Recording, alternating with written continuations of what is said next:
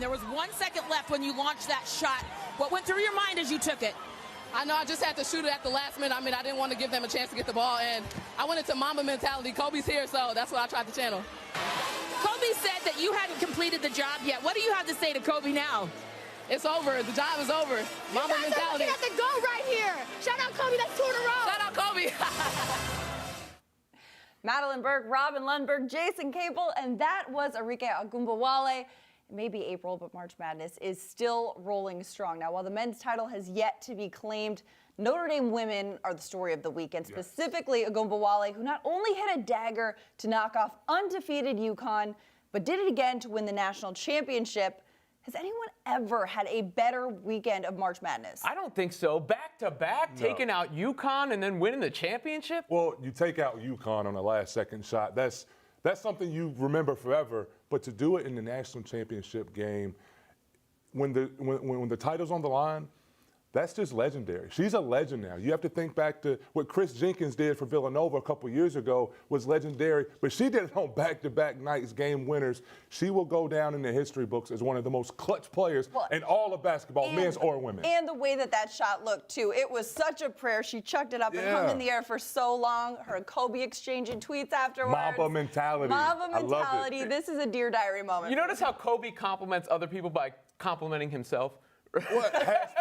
Well, she brought it up first. Yeah. But what I love is after the UConn game, he told her your mission's not complete yet. Yeah. When she made the shot in the national championship, now your mission's complete. You have to love that. Yeah. A great, pat on the back to get it from Kobe Bryant. And we know her name, too. We're not just talking about Notre Dame. We're talking about what she did. Now, moving to the men's side, we have the national championship tonight. Villanova, the record for threes in the Final Four, they look unbeatable, are they? Well, I think they're beatable. They're a team that's lost some games this year, but they're playing great basketball right now. 13 three-point shots in the first half with 7 guys taking their turn and knocking them in. They have great point guard play. Brunson is a guy who sets the table. In my opinion, he will sweep all National Player of the Year awards.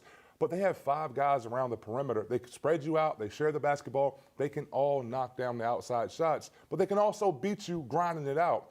They're an efficient team. They're not going to beat themselves. And Jay Wright is solidifying himself as one of the best coaches in all of college basketball. When you talk about Jay Wright, the thing that stands out to me about Villanova, they run what seems to be the most pro-style offense to me. It's not overly structured, free-flowing, obviously the three-point shots. And you say undoubtedly Wright's the best coach in college basketball right now? I think he's moving into that category. When you look at the Hall of Fame coaches, you look at Coach K, Coach Williams, Tom Izzo, you look at these guys, Bill Self.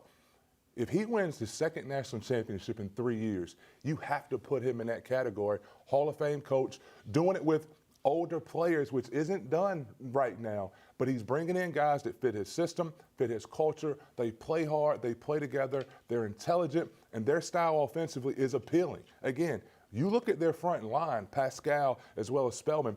These guys are big players, but they spread you out so tough to defend for 40 minutes. Now, last week when we were looking ahead to the Final Four, you talked about Kansas needing to dominate on the interior, challenge Villanova with Azubuike.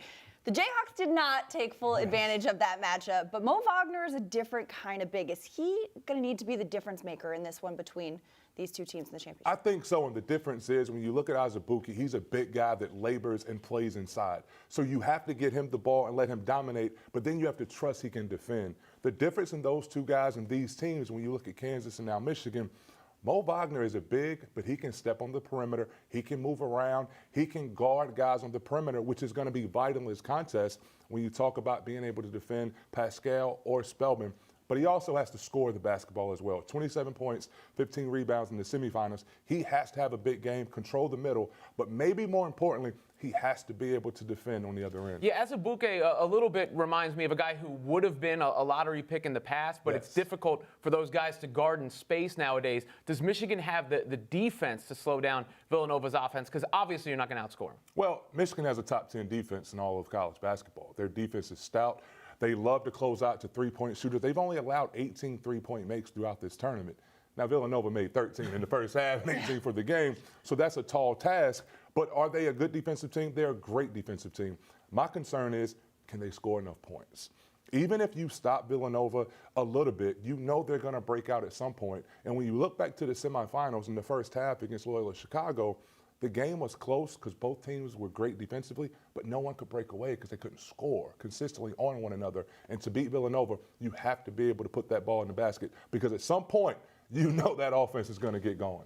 Top offense, top defense. Absolutely. It's going to be like a battle of wills. But Michigan got there by knocking off everyone's favorite Cinderella, Loyola Chicago. How will this run be compared to past Cinderellas like George Mason, VCU, Butler? Well, it fits right into that category. The thing that made the VCU run so special is they played in the play-in game. So they essentially had to make a run with 2 extra games involved. But this team was so special. Game-winning shots on back-to-back weekends.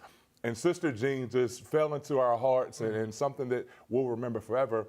But this is a special team, and they have nothing to hang their heads about. They galvanize everyone in the country, and that's what March Madness is about. They just ran into a team that played great basketball in the second half, and Mo Wagner was the difference. Too big, too strong, but I think everyone has become a fan of Loyola Chicago, and they're going to do bright things in the future as well. Yeah, I think Sister Jean serving as this symbol for them will help people remember. And we found out that even Sister Jean isn't above being memed after Saturday night. Yeah, they put the Jordan meme Crying on Sister Jordan Jean. Sister Jean is. I'm not doing that. No, I'm not going She's there. a 98-year-old nun. I can't. Absolutely. There's a higher power involved there. Jason, appreciate your analysis as always.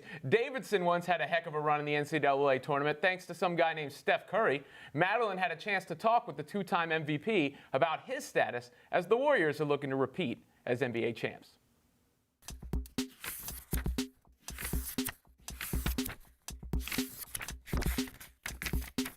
Warriors guard Stephen Curry joins us courtesy of Brita. Now, Steph, first of all, you're always looking out for the kids. I see you're out at the East Oakland Youth Development Center today for this partnership with Brita. I was surprised to see that more than 100 school districts have dealt with drinking water contamination issues and finding levels of lead in their water fountains. And how is this initiative helping solve that potentially dangerous problem for the kids? Well, this Filter for the Future campaign is it's the first of many steps, but a small step in making a big impact on students and communities and schools across the country. So, like you said, there's so many schools that are dealing with contaminated water and lead, and they're relying on bottled water as a solution. But with this campaign and work with Brita, $1 from every sale of a Brita Long Last filter and pitcher is going towards donating hydration stations to these schools to give their students a clean source of water. So hopefully we can, like you said, make a big impact on the students, the schools, but also on the environment and cut down on waste from all the bottled waters that are being used. Now, hydration is also pretty key for athletes like yourself, especially when dealing with injuries. This Warriors team is pretty banged up right now. With the playoffs just 2 weeks away as you guys work your way back to the court, do you think this group needs time to get back on the same page, or are you guys able to hit the ground running once everyone's back? I mean, health is most important, and once we get everybody back on the court, we know who we are, we know what kind of championship pedigree we have, and the chemistry that we've built over years. And from there, it's just, like you said, it's just really just about getting guys back on the floor. We've had such an interesting season with injuries and mixed matching lineups and things like that. So just looking forward to get back on the court with my guys and hopefully have a healthy squad going into the playoffs. You mentioned the chemistry you guys have built over the years, and as this team has evolved, one of the criticisms of this iteration of the Warriors has been that the bench doesn't seem as strong as the years past. Is this injury trouble actually helping the bench step up, though? There's a blessing in all of this for sure. Like, I think it'll have a huge impact on having that confidence trickle down all the way through the lineup, that no matter who's out there, who's playing, we're going to play at an extremely high level. We're going to defend. We're going to push the tempo on offense and be the Warrior team that we expect to be, and that everybody's going to have an impact on that. And it's going to be an amazing journey as we chase another championship. Now, another teammate of yours, Kevin Durant, he made his return, but he just got his 5th ejection. He's leading the league in ejections this year, and this is a guy who was only tossed twice in his first 10 years in the NBA. What's going on with KD this season?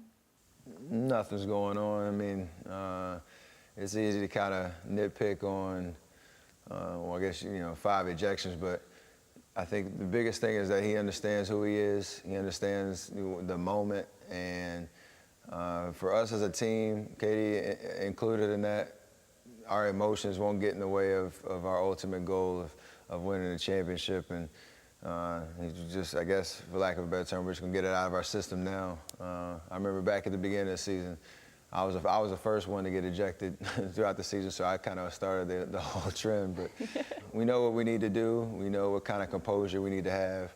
When we control, and we play Warrior basketball, we feel like we can't be beat. And going into the playoffs, we need to have that right mindset and that right spirit about us, going forward. Now, over the past couple of years, the Warriors have kind of had a standard of success and chemistry and positive momentum. But with the injuries and struggles this team has had down the stretch this season, do you ever find yourself contemplating whether this Warriors team could be nearing the end of its window? No, I don't really have time to kind of think about anything but what's going on right now. We've had an amazing, I think we've had the best record of any team has had in a 5-year period in the history of the game. And so that sustained greatness has been an amazing journey. And right now is right now, and that's the moment we're living in. That's the moment we're enjoying.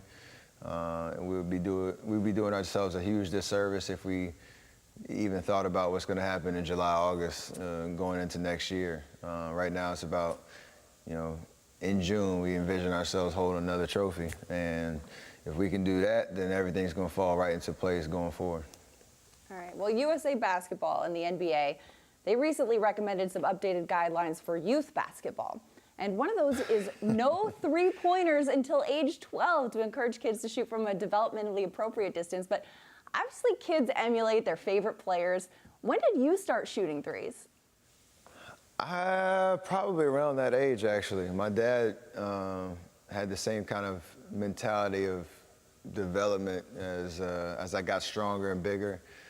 He wanted me to make sure I didn't sacrifice form and mechanics just to be able to, shoot an NBA three before I was ready. So I hope there's a principle and an important set on the fundamentals of what that means and the work that goes into it, and that you can't just, step into a gym and just start jacking them up and feel like you're getting better. So I guess I commend, the perspective on player development, especially at an early age.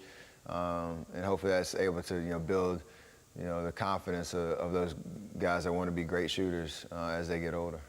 Do you think your game might have influenced these guidelines a little bit with kids watching you chuck them up saying, I want to be like Steph? Most definitely. So hopefully as much influence as what they see on the court, as much influence as that's had on them, hopefully the idea of the work that went into that has an influence on them as well. Thanks so much, Steph Curry, for taking the time on behalf of Brita today. Thank you very much for having me.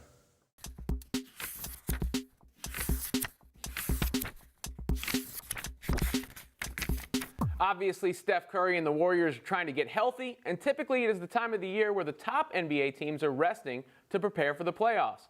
Not the case for the Houston Rockets, who have clinched home court throughout the playoffs, but had their lowest point total in 2 seasons under coach Mike D'Antoni Sunday, who said, quote, "That's why at the end of the year, you got to be careful taking guys out and just resting them.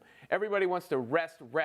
Well, they got to play. Otherwise, we're going to lose the advantage of what you worked for 80 games, and it's scary times for us. You got to play, you got to bring it, and you got to bring it every day. We'll get it back." Is D'Antoni right to prioritize rhythm over rest? I think so. I think, NBA players, professional athletes as a whole are players of habit and routine and rhythm. And you go through the season where every day, every game day, you have shoot around at the same time, you have your nap at the same time, you're on the training table at the same time. If you're resting and you're getting yourself out of those rhythms and then getting back into them, it's a little bit different of an adjustment to get back out there, just like in the postseason. When a team clinches, if a team wins a series in 4 games and the person they're playing waits and goes 6 or 7, you worry about that long gap between series because they fall out of rhythm.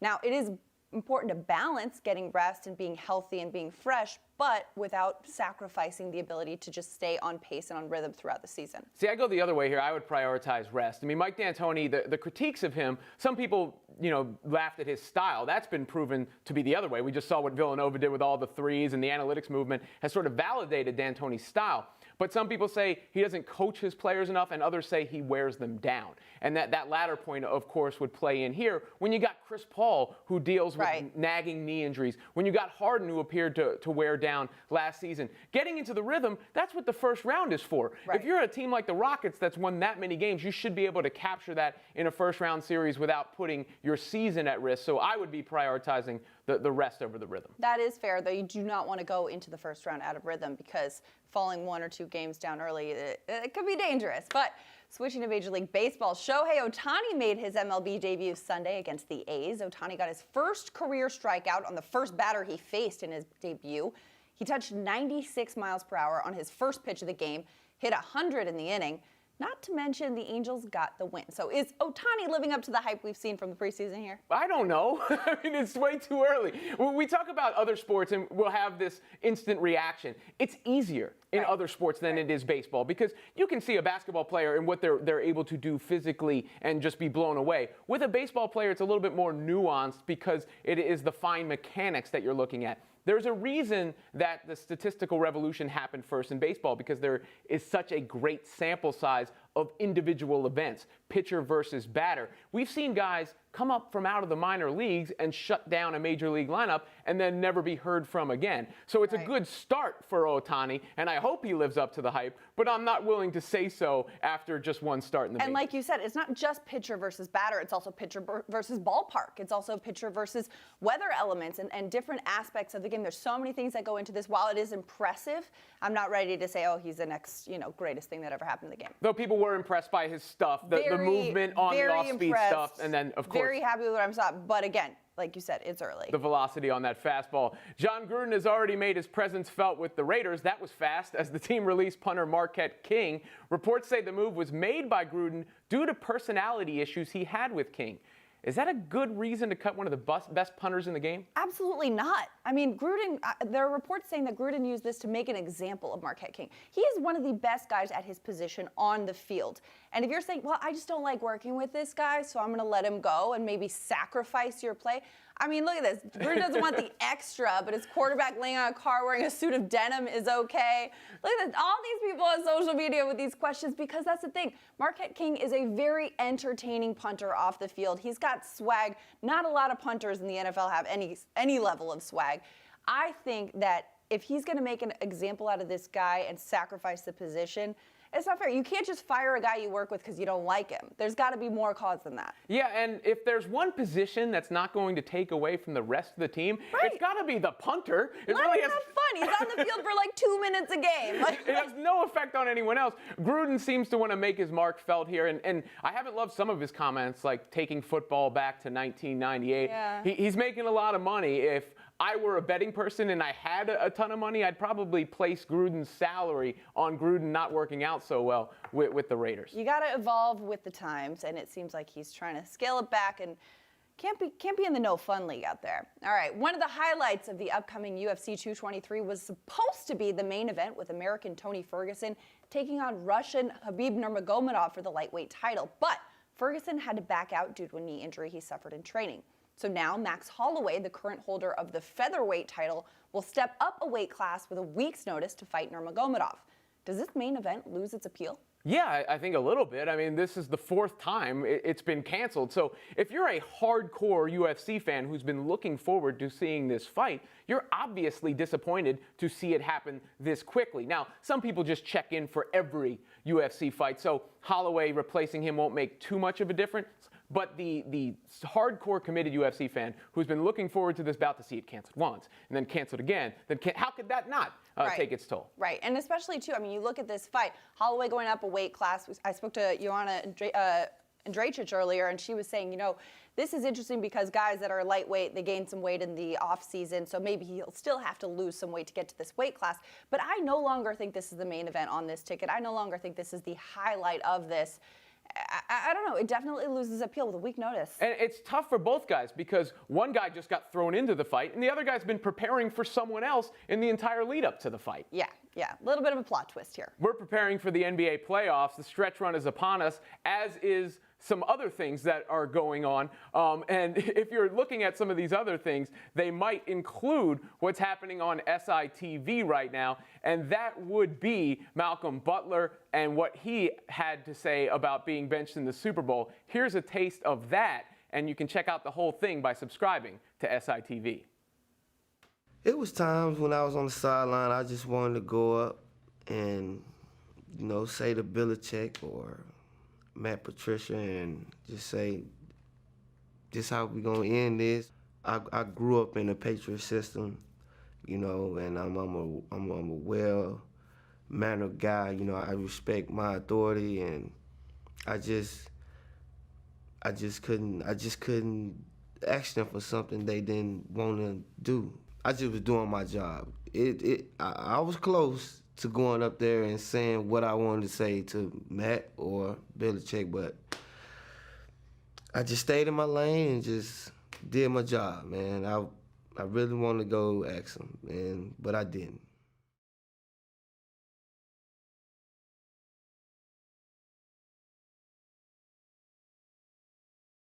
The NBA playoffs is upon us, as is the all-important race for the bottom of the standings. So it is time for our final edition of Power Tankings. Madeline, at first, I've got the Suns. They have lost 15 games in a row, and they've done it in impressive fashion where they're close to a win over the Rockets. They lose that game by 1. They have a competitive game against the Warriors, but they still manage to lose the all-important L. Then I go Grizzlies, Hawks, Magic, Knicks, Bulls, Mavs, Kings, and who's been in the bottom of this the entire time? The Brooklyn Nets, with no incentive to lose. I feel like you and I are in agreement here that the Suns are the ultimate tanking of time. I mean, they haven't even hit 20 wins on the season yet, and they are stringing together L's like nobody's business. Mine goes a little bit of a different route, though. And the one team that I will point out is the New York Knicks, who I would like to see them do better at this tank situation. It seems like they're trying to tank, but they can't even do that well. They've been so inconsistent down the stretch. They've been kind of non-committal with how they're going to play the last part of the season, and they've got so many guys on contract years. They're trying to, trading for a young guy, pulling up Trey Burke from the G League to give him a shot, and he's out there balling. Like, that's not what was intended here. They need to get into the lottery. They need to do better at tanking is what I'm going to say. Yeah, we don't have a dysfunctional rankings that we're doing. The Knicks would lead the league there. You know, and it's little things that stick out to you. Jose Calderon has played extremely well for the Cavaliers this season. Right. And he was awful for the Knicks. Obviously, he's past his prime, but it just goes to show you that everybody can be held down a little bit by their environment. And if you don't have a clear plan, then you're not going to get anywhere. The Sixers had a clear plan, whatever people think about it, and now they could be an upstart in the NBA playoffs if they get Joel Embiid back. Which also proves how important it is to have an identity and a clear goal. And I think a lot of these teams that are in our Power Tankings rankings are kind of sitting here thinking, well, let's try this. No, that's not working. Okay, let's try this. And if you're dabbling in a lot, you're not going in any clear direction. It's very obvious, it's very apparent, and it gets to be very confusing down the stretch because when you're winning games, you should be losing, and losing games, you should be winning. Fans are just going, what is going on here? I don't even know what to root for. And with all the data that's available, one of the interesting things about the tanking has been teams probably trying to put out suboptimal lineups. Generally, you try to put out your best lineup, and I think the most important things NBA coaches do, number one, is managing egos and managing the players. Number two is putting the right players on the floor. And if you're putting players out there to try to get that tank effect and you're failing at that, do better is all I gotta say. But thank you for watching. Do you see what I did there? Yeah, I gotta get the little pun and the little dad We'll do joke better in tomorrow there. than that. I'll try to do better too. Me and the Knicks need to do better. All right, we'll be back at 10:30 a.m. tomorrow. Until then, follow us on @SINowLive on Twitter and check in on SI.com for the latest.